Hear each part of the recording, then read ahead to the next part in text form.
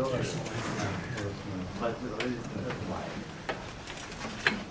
allegiance to the flag of the United States of America and to the republic for which it stands, one nation, under God, indivisible, with liberty and justice for all.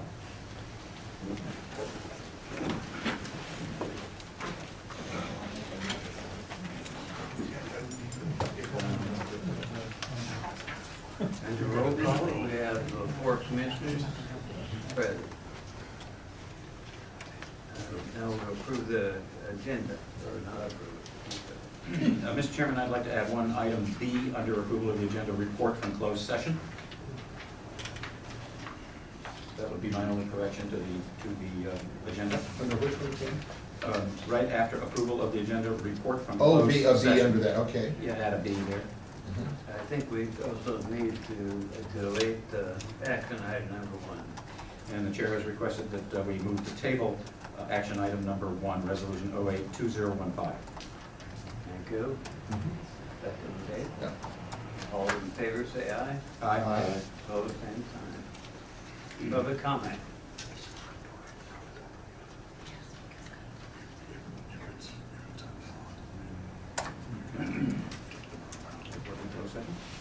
Okay, we'll move then on to action item number 2. Mr. Chairman, point of order. The closed session report. Oh. I thought you made it. On 1/16, we had closed session at 3 p.m. Present were Attorney Dean Phillips, General Manager Lee Moore, members Hugh Kalani, Ken Humberston, and Larry Sullivan. We discussed current litigation regarding Ms. Holloway and Mr. Mitchell. We had an update on the Mitchell Court of Appeals case.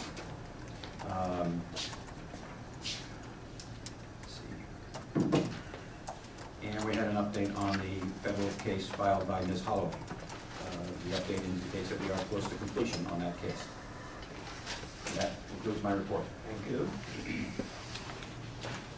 Now we'll go to action item number 2. Second reading.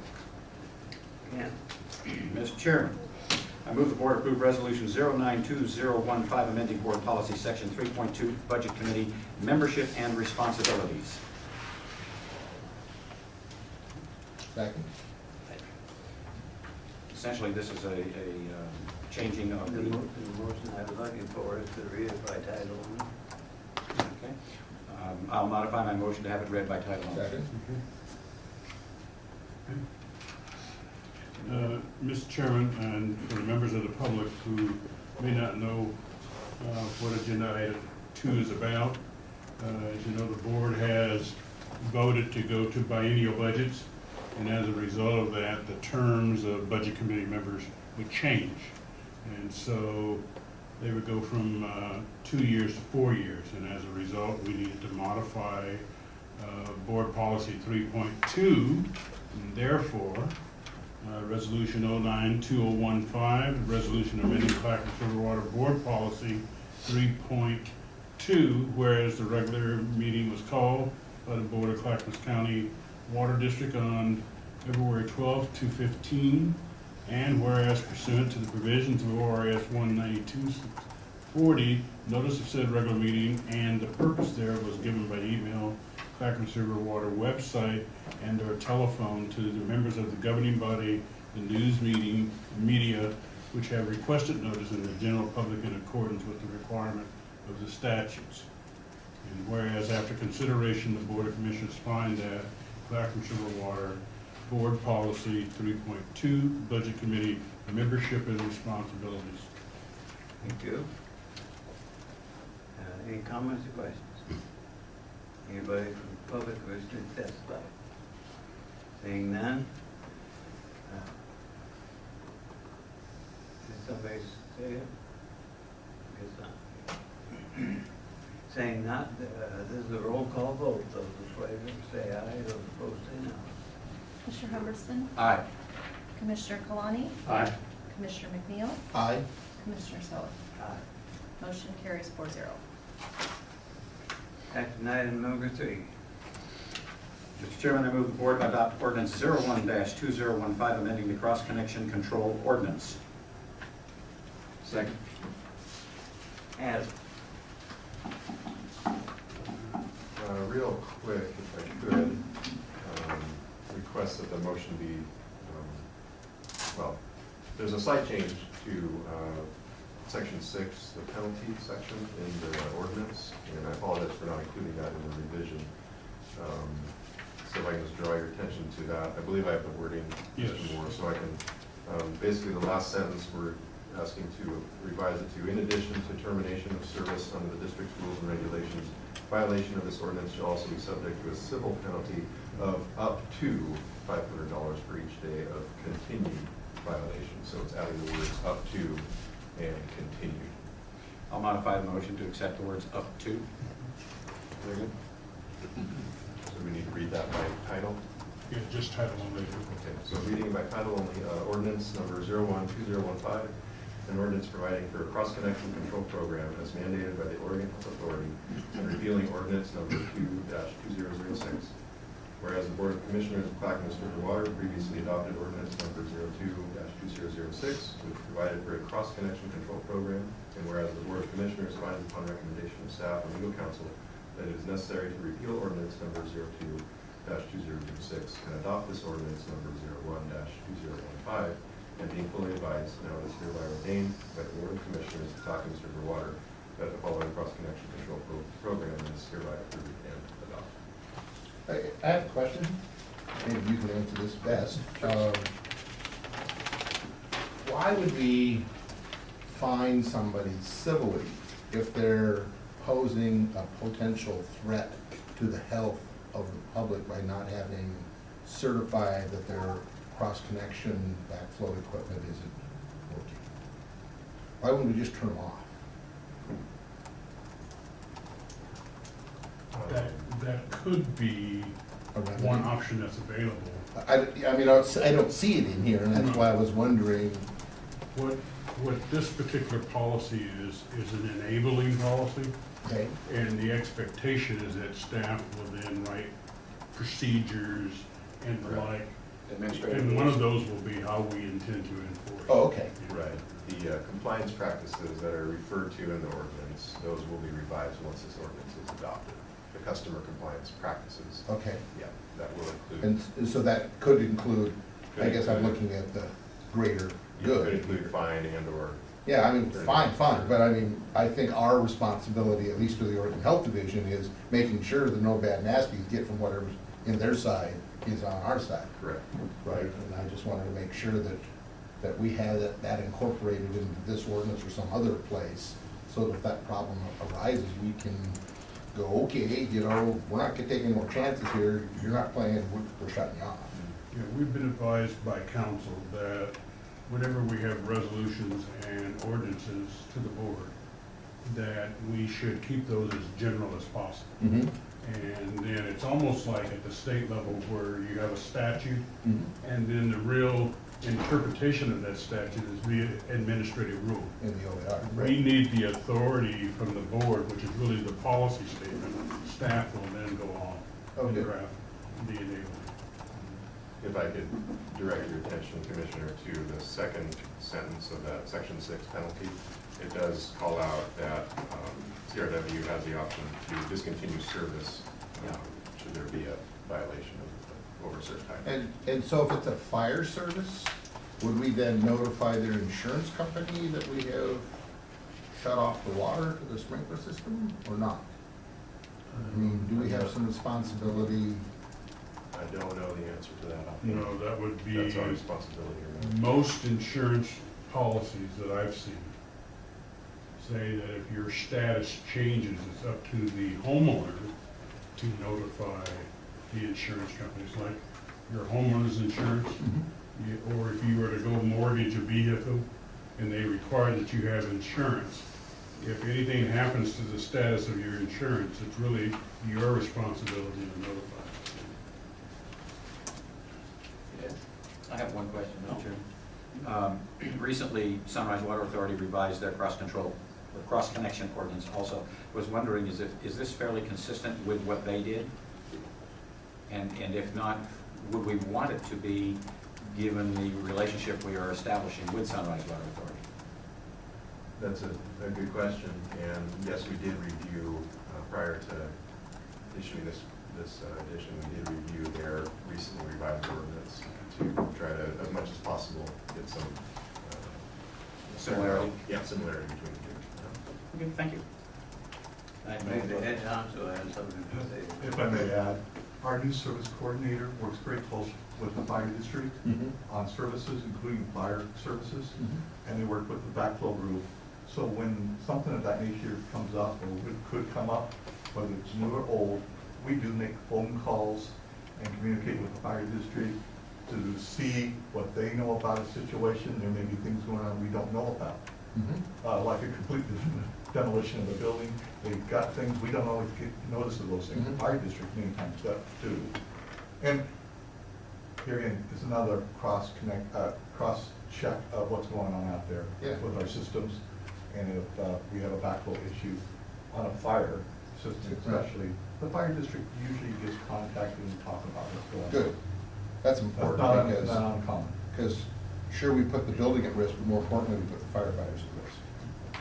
You know, they're going to assume, they look in their book, and here's this building that's supposed to be sprinkled, and they want to know why this thing is blowing smoke out every hole, and going, hey, what's going on here?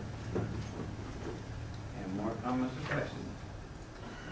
Seeing none, anybody in the public wishing to testify on this issue? Seeing none, this is a roll call vote. Those in favor say aye, those opposed say no. Commissioner Humberstone? Aye. Commissioner Kalani? Aye. Commissioner McNeil? Aye. Commissioner Sella? Aye. Motion carries 4-0.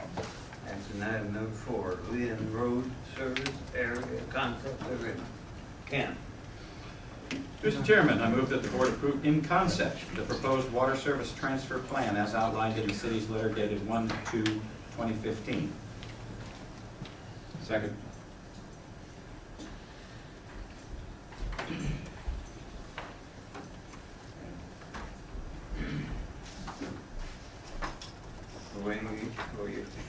All right. Last November, you saw, I presented several letters, one our position on the Leland Road area, and another position was Oregon City's, how that service area may be served by an area that Oregon City will annex in the future. And I'm just going to roll down real fast to the map. The map is in your package there. I forgot my pointer. Oh well, I'll use the pointer on the little mouse guy. Basically, the conversation in November was the city, if they were going to serve with green area within the red line, the discussion was, well, what about this area here that's inside UGB but hasn't been annexed yet? They were insisting that on the first round of discussion that we build a new 12-inch water line to connect to the city system so they could take this whole area over. Nice in concept, except the 12-inch water line would have been at our cost, and then we would have turned over all the customers and the 12-inch cost of 12-inch water line to them at our cost. So there was no net benefit to us at all for that. So our counter offer was, we do want Oregon City to go ahead, and we have no problem with them serving their customers, their future customers that happen to be annexed inside the city. And we would continue serving the areas that are within our territory with the water lines that we own until such time that development and annexation occurs. Minimizes our cost. It does transfer the properties within the annexed areas to the city for all the annexation, metro communications during that annexation of, I think that was in 2006 that occurred. So what, and they didn't want to go through, it's a fairly lengthy phased process, but the intent here is have Oregon City serve their customers. We continue to serve our customers in those areas. It does minimize our cost on replacement of some old 6-inch water line. I will not have to do that with this conversion. In lieu of replacing that water line, we will be giving up some of our water lines on Jesse Court, where Oregon City will tie in with their new system. They have 3 new subdivisions on Leland Road going in. One is already built. They've brought sewer to it, and they've brought water to it in the city system. The idea, of course, being that those services within the annexed area will be transferred to the city system.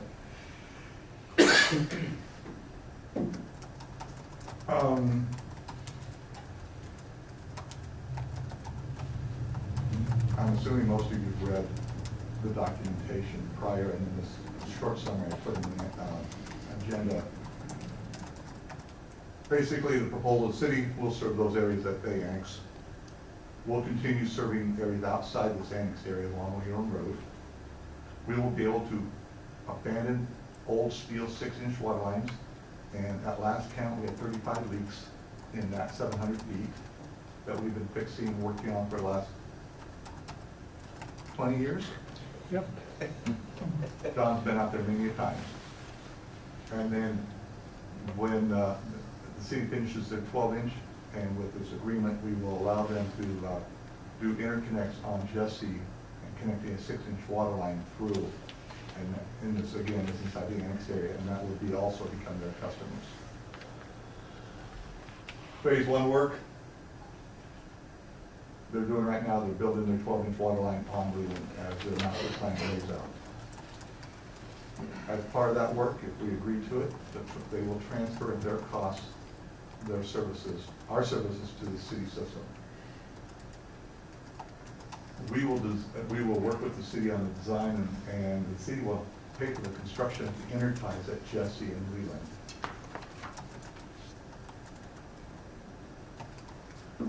Phase 2, our 1990 IGA, that is our wholesale water agreement with the city, is a master meter at Myers Road and Leland, and that's on the map here, up quite a ways inside the city limits. Okay, that agreement needs to be rewritten and stated, to say the least. And as part of that agreement, we would be able to put a second meter down near Noblewood, which would serve everything outside the urban growth boundary. So there would be the new master meter. That would serve outside the city limits and Noblewood. Southside UGB and the foreseeable future, that will not be annexed. That was one of those areas that it's one of those streams that are way out on the edges, and we will probably own it forever. And I will also let you know that we have almost as many leaks along the Leland Road going down the hill. So it is going to be on my CIP projects to upgrade that line. Whether we agree to this agreement or not, that Leland Road line outside UGB needs to be upgraded. So, Can I ask you a question? yes. So, the master meter at Myers, Yes. Claremont, Cleveland, that's gonna just basically, for the time being, feed those people that are going to be left in that box. In that box there, McCord, Cleveland, yes. And Cal Accord, Yes, right? yes. Because people in Cal Accord have no reason to annex to the city. I don't know why their septics aren't failing. They have domestic water. They basically get the same services, they have the same fire, same cops. I mean, there's no incentive except higher property taxes to annex to the city. The properties along Leland Road, though, in this area here, there's been some discussion about further development. Oh, and similar to I think all of that, ABC. I think all of that box on that side of Well the, developed. is, I mean, there's no reason why they shouldn't subdivide that and annex to the city. And that will be one of those discussions that the city will have to have internally, that once they island some of this Yeah, area, tell it. Well, will they force them to be annexed in the city? Now, in the past, the city has not, like Canyon Ridge, mhm. there's a island outside the city, they do not have sewer, same as Right, the same as that, situation, right, that the city never forced to annex in, even though it's island. That's gonna be a political discussion of who pays for the sewer. That really comes down to who pays for the upgrades of Well, the with utilities. the new annexation law, I don't think the city can force, because you have to have them vote. Of the whole city. Yeah, and nobody in there is gonna pay for that election. I understand all that. Yeah. So in the meantime, we need to continue serving McCord and Leland Road through the Myers meter. I would, We you know. don't have a choice at Well, this point, Because in our other meeting, when you and Lee met, yeah. you had talked about putting some plastic pipe in from the new master meter, just up to catch that part and get rid of all the rest of that stuff. You mean down here? No, you were Or going up to. in here? Yeah, up there, you were just gonna. I was looking at, and let's not get into the weeds, we are Yeah. over here, but there is a couple homes that will not be part of this, that I will probably short the 6-inch and run some long service lines to 1 or 2 homes at the end of the line to eliminate leaky 6-inch steel line. There are these costs,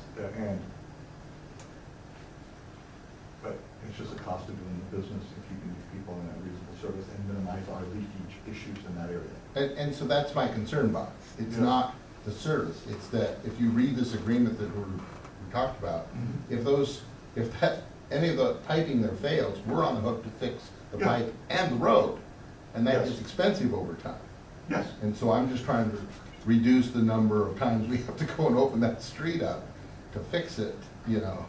And so that's why I'm saying, well, is it better to just, while they're constructing that piece of Leland Road, to just move the master meter down to the end and then backfeed up that short distance? Because it looks to me like You that's a mean short backfeed distance. this? Yes. That's where all the leaks are. No, but I'm saying replace that pipe. But it's inside the city limits, now we have parallel 12 I know, but how else do you serve it for that period of time? right through this system here that we're not showing any leaks in. Okay, so that part's good. I will say it's not showing any leaks. Okay, Well, and that's my concern. That's Well, exactly my concern. I understand that. It is 1960, 1970 steel pipe. Maybe it will come at a time when we actually have to, because of the same problems we're having now, Mhm. leakage, move the Myers vault down There. there, Mhm. which is cheaper than building 800 feet of 6-inch water. Absolutely. And that's what, So- that was my point with, because I liked your idea originally when you said, oh, maybe I'll just put in some plastic pipe from the new master meter, go back feed it the other way and get rid of all of that. Right now, I believe this solution is Yeah. the most affordable for us to do. Okay. Knowing that we also have still pipe on Leland Road that needs to be replaced for our permanent customers. Until such time that we hear about other development along Leland Road, I can see us doing the same thing that we're doing right now. Once the development comes in, enticing the city to coordinate, transfer the services, and take over the service area that they annex. Sure. It is a method of slowly chipping away, trying to get rid of that old steel line at the minimum cost to us. Any more questions or comments? I've got a Ken. couple of quick ones. Do I assume correctly this is pretty consistent with the agreement that we negotiated with Oregon City roughly a year ago? Well, I'm glad you brought that up, but not really. The value. Remember when we have ownership of our pipes and we were going to give the city Jesse area, right through here. Yeah. I've been doing some cost estimates and that pipe value today is 44 years old. Not showing any leaks. Of course, the city's going, oh, it might leak. Well, cast iron, Yeah. if properly put in, is good for 100 years. We usually use about 50 years on cast iron pipe as a life. Straight line depreciation, the value is probably under $10,000. Straight line. That is not the true value, in my opinion. And we've had that discussion of what is the value of a water line that's still functional, still serving your customer base. It's more than straight line depreciation. So even if it was half value or 2/3 value, to tell you the truth, it's still cheaper to do a straight trade. If we don't do this type of coordination, we're gonna need to replace the water line between Jesse and McCord, a good portion of that, which would be 2 to 3 times more expensive than the value of the pipe on The swap Jesse. works to our advantage. Yeah. So it works to our advantage. That's fine. Well, and I've got that it. is in agreement with the agreement with Oregon City. Now, when we start this process of working through these phases, the city's gonna have to do some type of legal documentation requesting transfer of that ownership for the ordinances. I'm assuming that some type of legal paperwork goes through. Yeah. I've never done this before. Well, and actually, when we were, Commissioner Hermanson, when we were having this discussion, the way I think that we have complied with that agreement is value in kind. So, I That's mean, what so I was- you don't have that's what I was dollars getting changing at. hand, but you're saying there's kind of tit for tat, kind of stuff, and so that's how it's working.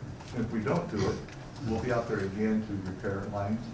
And to repair a line, every time we go out, it's probably between $4,000 and $6,000 every time we go out. Just because of flagging and the equipment that goes out. And it's an expensive proposition, so the sooner we can make this transition, we save money in the repair work. My second question was that we're approving this as in concept. Should we expect to see formal documents come to us, or will it be handled at the general manager's level? What are we looking at there? Just I I'm curious would about the like, process. if you approve the concept, there's multiple phases of this. I had planned on every time we do a step, you get a report of, hey, we're transferring services now per this concept. If we leave the concept of it's a fairly lengthy letter, it's 3 or 4 pages long, if the things are gonna go, I'll come to you and get permission, clarification, what we need to do to make it happen for this transfer. But right now, I'd like to go through that phase as Oregon City and staff. And by the way, staff was great to work with at Oregon City. It only took us 2 meetings to get to where you see the letter in agreement. So, working along that letter, Well, one of the things that we've talked about, and I think this is kind of piggybacking what Commissioner McNeil and Bob and I had kind of talked about in a discussion, is at some point in time in a work session, we probably need to pull all of these little satellite parcels into a discussion and talk about them, because we're gonna be into the same fix that, as Bob suggested, every time one of us says, so if we onesie-twosie them, there's a leverage issue here that we might be losing, so. Put it all together in a package and see what we can come up with. I think we have one agreement, have it all pre-done for everything that's inside the urban growth boundary.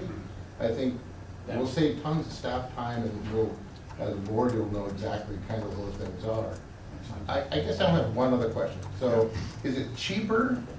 I mean, you raised the issue of having to move the meter at Myers down to Cal Court. Is it cheaper to if just we have a put? problem. Yeah, but right now, with the road all torn up, I drove the road today. It's all torn up. This road down in here. Yeah, and they've got it, barricaded right there at McCord. Yep. And so my question is it cheaper just to move the meter where you're gonna move the meter to, and have a parallel plastic line in there for 10, 15 years, and be done with the meter at Myers Claremont forever, and not have to, like you just said, it's $5,000 or $6,000 every time we open the road. And if we have one leak, I don't know we're gonna have a master meter at the new location for a long time. That's gonna be there for 50 years or so. I'm just saying that there's an opportunity here, I think, to maybe solve all of this thing one time, just be done. I don't know, you'd have to pencil it, I have no idea. I'm just saying, here we have a master meter way up there and a whole bunch of pipe that we don't know whether it's gonna go bad or not. And if we have to go in there 2 times, we're at $10,000 to $12,000, and I don't know what it costs to move the meter, but. Well, I think that's part of the point. I think that's probably more appropriately a work session discussion. Yeah.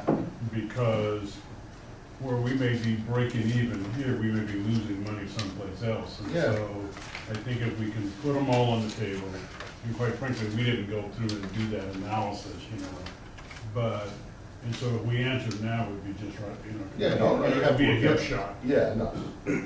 I'm just saying, looking at that At thing. this time right now, we're money ahead doing it the way I have it laid Okay. out. What would we call that if we want to add that? I'm thinking we ought to add it to our work session list, so we can schedule it at some point in I the think future. it's a continuation of that whole south side discussion, that we've been Yeah. having in work session. call it South Side annexing discussion. Annexing, de-annexing, yeah. Don't know what you're talking about in there. Okay. Any more comments or questions? Anyone in the public wishing to testify? Seeing none, this is a roll call vote. Those in favor say aye, those opposed say no. Commissioner Humberston? Aye. Commissioner Kalani? Aye. Commissioner McNeil? Aye. Commissioner Soa? No.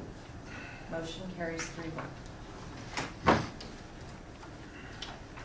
We're on now to action item number 5. Ken. Mr. President, I move that the CRW Board adopt resolution number 12-2015, appointing the Budget Committee citizen members for the biennium 2015 through 2017. Second.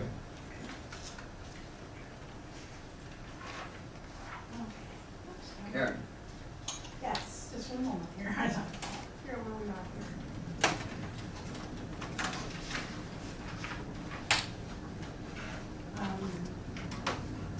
Good evening. I'm here in place of Carol since she's unable to attend. Resolution 12, 2015 is not quite there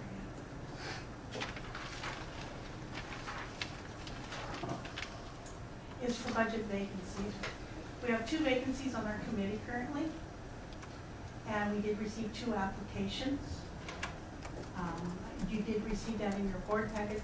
They are electors of Clackamas River Water. We did verify that prior to including them. I don't know if there's any other questions. They would be appointed to 4-year terms at this point, and the other committee members are still on a 3-year term, because as budget law allows, they can serve out until the end of their term, and then when you can reappoint, they'll be reappointed on new people who are reappointed to 4-year terms.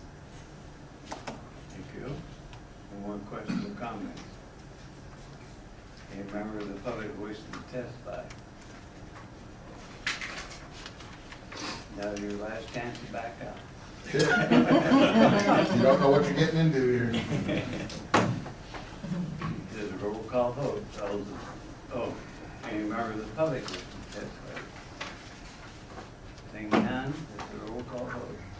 Those in favor say aye, those opposed say no. Commissioner Humberston? Aye. Commissioner Kalani? Aye. Commissioner McNeil? Aye. Commissioner Soa? Aye.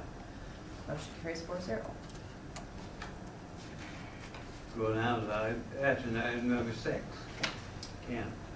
Yes, Mr. Chairman, I move to acknowledge the proposed budget calendar as agreed upon for biennial 2015 through 2017 budget. Second. What we have done is we picked some dates. It's consistent with what we've done in years past. April 23rd would be a Thursday, and that would be the night that we've asked to have as our initial budget meeting. We provide the budget message at that point. We do plan to have a proposed budget available about a week ahead of time. And then we've asked for a couple second and third meetings, should they be necessary for continuation. It's at 2 weeks after the first one would be May 7th, also a Thursday. And then we're going 2 weeks after that because there's a board meeting the following week to May 21st, which is also a Thursday, if those are needed. If we're still not done, we can schedule additional meetings. If those dates are not acceptable, we can certainly find other dates that meet your schedules. And then hopefully we can have the budget hearing at your regular board meeting in June, on June 11th. Thank you. Any questions or comments? Everybody can make all of the dates as far as you know? Absolutely, no doubt about it. Okay. Already calendar. You need that. Any member of the public wishing to testify? Seeing none, this is a roll call vote.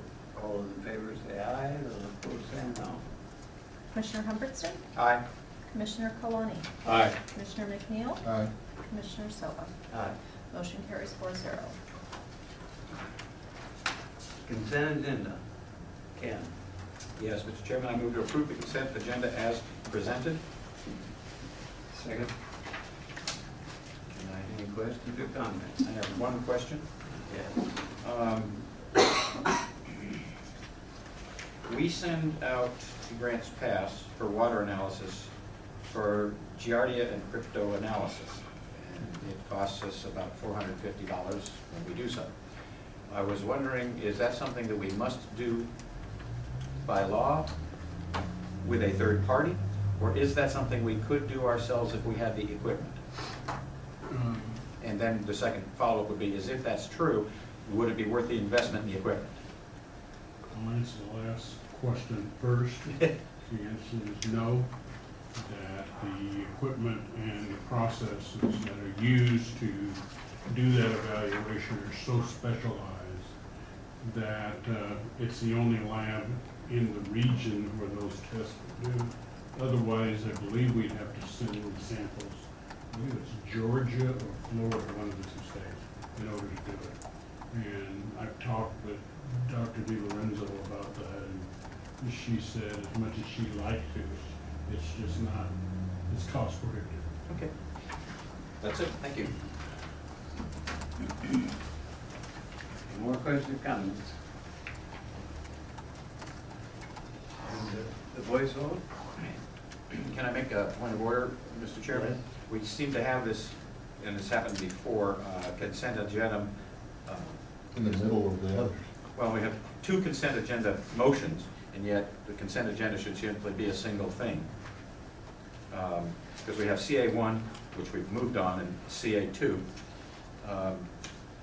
Should we take them together and assume this is just one, or do you wish to take them as individual items as they're currently listed? Normally, a consent agenda is one item. Your motion was to approve the consent agenda. Yes, it was. Both items. Okay. Then we'll be able to skip over CA2 because that's part of it. Okay. Just want to make sure we were all on the same page. Thank you. All in favor, say aye. Aye. Opposed, no. Management report. Mr. Moore.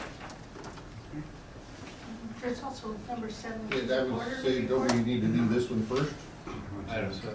Seven. Quarterly report. It's an informational one. It's an informational item. Created, Lord. Here. It's only gonna take a minute. Right. It's only gonna take a You minute. guys said that you didn't want to see it anyway, as I recall, a couple months back. So we put it in as an informational item. Oh, yeah. It's just a halfway through the year update of where we stand. The good news is our revenues are about 60%. It's a little behind last year, but we feel that's probably from the commercial accounts. A year ago, we billed all our customers at the end of December. Last spring, we changed the commercials to the off month, and so they were not billed at the end of December, but was not billed until January. So we feel that's why we're slightly behind last year at this point. We do expect that we'll meet our budgeted revenue forecast, but when it comes closer to fiscal year. So I have one question. On page 1, that's the revenue page, Yes. right? Why does it say percent used instead of collected? You know, we should change that. Please change that. I can do that. I'm going, this is the wrong It's form. percent received. This is the wrong form. We will change that for future. Carol and I had that same discussion. Did you- Oh, yes, we did. I circled it, I'm going, I think I'm right, but I'm not sure I'm right. I'm not gonna question Carol here. Thank you. So you can put sleep questions. Yeah. On the expense side, we are 50% through the year. Personnel services, we're just below 50%, at 48% on the salaries and at 46% for benefits. Workers' compensation is paid once a year, so it's been paid in full. TriMet tax, which is a small amount, we've only paid 1 quarter. It's always paid 1 month after the end of the quarter. So the second quarter was paid in January. But we do expect to be under budget come the end of the fiscal year. Materials and services, again, we're tracking below budget, we're at 44%. We've only got one of our categories that's over budget at this point in time, which is the general administration. It includes dues and memberships, And most of our dues and memberships are paid in the first 6 months of the fiscal year.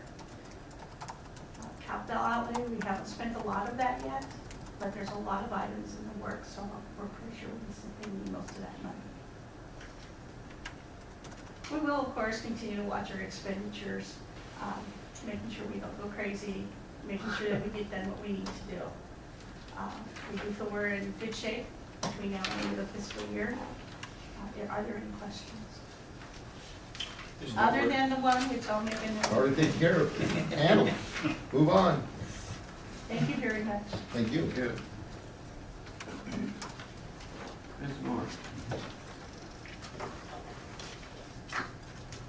On the Water Watch versus Water Resources case, and that was several agencies within the Clackamas watershed had joined in on that case, and that was Lake Oswego, NCCWC, and Oregon City all joined in on the case. You may have read the opinion that I sent out to all of you that really I think there were 7 issues that were raised by the administrative law judge, and the court dismissed all but one. And the one that they didn't dismiss was probably the most important, which has ensuring that fish and wildlife habitat be protected. And so they have remanded that opinion back to Water Resources Department for reconsideration. So we won't know for a while as to what the outcome is going to be. In our upcoming work session, I've asked Dr. DiLorenzo to do a brief presentation to the board on our findings to date in terms of in-stream flows on the Clackamas River. It was pretty interesting. We hired the services of Dr. Annier, who has kind of specialized in his studies of the Clackamas River, and he went back and did a 10-year study of in-stream flows, and so we'll be talking about that at our work session later this month. So, the second thing that we did is on the 14th, we had a board work session, and that was really to review the information raised by the Beaver Creek Hamlet, and in order to prepare for the meeting where we were invited. So Commissioner McNeil and our chief engineer, Mr. George, and myself attended the Hamlet meeting. It was very well attended, quite frankly. I was surprised to see a number of people there, and County Chair Ledlow was also in attendance. And so we had an opportunity to respond to some of the concerns that they had. We also were able to kind of advise them that we're not in the land use planning business, that we really are in the business of making water available and making money. That's really what we're looking at. It was surprising. We had one question from the audience where an audience member thought that we were charging our customers in the south more than what we were charging our customers in the north. Differential rate, yeah. Yeah, and we were able to put that concern to bed. Commissioner O'Neill and Mr. George did, in my opinion, an excellent job of presenting the information as we had discussed in the work session. I attended the labor law forum, which was a kind of an overview of the direction that the National Labor Relations Board is going in. It was quite concerning, meaning that with private employers and public employers who are not unionized, that it appears that the NLRB and their more recent rulings are giving or providing employees with the same standing as union employees have. And some examples were that employees now can have more freer access to the employer's equipment to do private business, which was surprising to me because that seems to run afoul of the Oregon government ethics standards. So that is yet to be litigated, but that's the way they're beginning to interpret the statute. They're also saying that non-union employees who approach their employers for terms and conditions and privileges of the employee have status similar to union employees and have the same protections. So I thought that was quite interesting. That seems to be the direction that the NLRB is going. The hydrology analysis, I've talked about, that's the one that Dr. DiLorenzo will be presenting at the work session about the in-stream flows. We have assigned her now to that task group because of the science involved. And quite frankly, one of the things that the court had insisted upon when they remanded this case back to the agency was that ODF&W, which is the Oregon Department of Fish and Wildlife, and DEQ must be consulted on any future water right applications. And there's two issues, is stream flow and water temperature are the two things that everybody at this point seems to be concerned about. Commissioner Humbertson has already reported on the executive session of January 16th, so I don't think I need to go through that again. The other thing that we've been working on, and we've used our general counsel under his retainer agreement to come in and discuss with both Sunrise and CRW management some of the considerations that we need to be taken into account as we begin to look at our professional services and goods and services contracting. And so we're continuing to work on those issues to try to find a degree of uniformity between the two agencies. We have, at the time I wrote this, we didn't really have a status of our labor agreement. We will be discussing in executive session today the specifics of that, but I think it is appropriate for me to say for the public and the board is that we have reached agreement with the union. There's been a vote, and that vote was in the affirmative, so we're pleased to announce that. We'll get into more details as we get into our executive session. I've already talked about the Beaver Creek Hamlet. And we will, in executive session today, talk a little bit more about the board compensation issues that have surfaced. It seems like it has also surfaced with some of the other water districts. And now that we have a legal opinion on that, we'll be talking about that in executive session. So unless you have any questions, that's going to be the end of my report. Questions or comments? Public testimony. Have one person signed that warrant.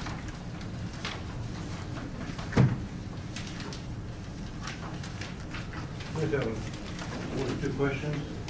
Ken, Mr. Moore just mentioned it. You guys addressed the board issues in executive session. I hear that one of them is coming to a conclusion or something like that. Is that right? Or? That's what I said, yes. Okay. I misunderstood. What's really going on as far as Miss Holloway's case and my case. And I was kind of curious why my court case on Monday wasn't discussed in the management report. Usually there's something negative towards me, but I believe maybe that's why it couldn't be reported on, because there was nothing negative on Monday.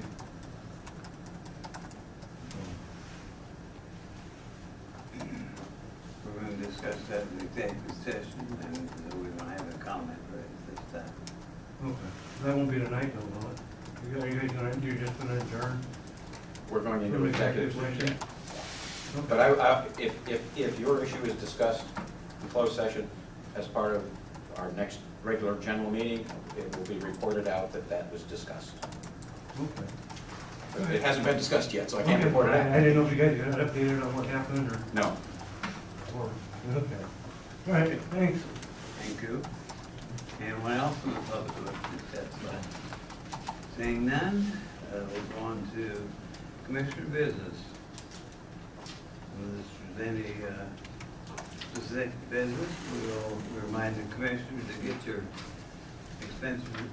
expenditure reports in, and until we have a executive session on this, please follow the state law. Absolutely.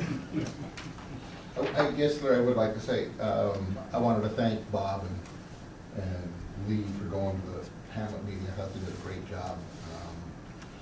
One of the things that I kind of pushed pretty hard on was the need for us to be able to serve more people in the Beaver Creek area, and that if there are people out there that have the inclination to, you know, get water from the district, that they should come and talk to the staff here and figure out how feasible that would be and what line extension cost may cost and those kind of things. So it'd be interesting to see if anybody takes us up on that. But as we continue to lose customers on that south side, we need to figure out ways to recover those customers. So, Thank you.